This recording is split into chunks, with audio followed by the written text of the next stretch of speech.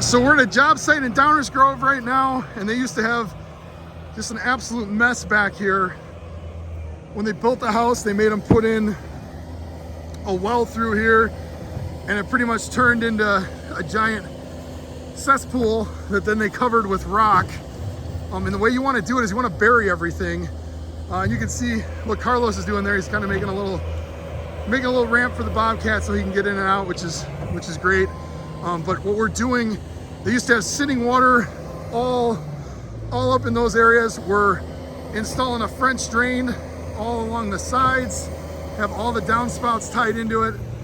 And then we also have a French drain along this side over here.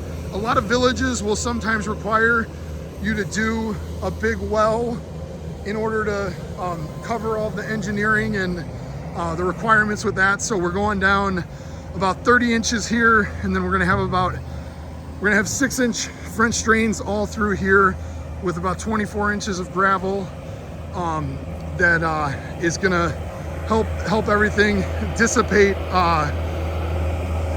into the ground.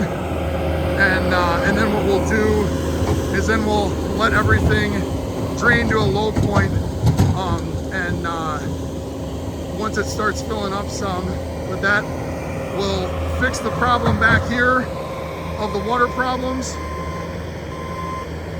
but then it will also give the customer a dry, usable yard, and then it'll also follow all of the city requirements, which is important. You want to make sure we're following those. But you can see him bringing it down a little bit lower. And then this is the French drain right here. This is a really, really important part because this is going to make sure that everything is dry through the yard. And this will tie into all that, the catch basins through here. We're tying in the downspouts as well. You can see the difference between the pipe.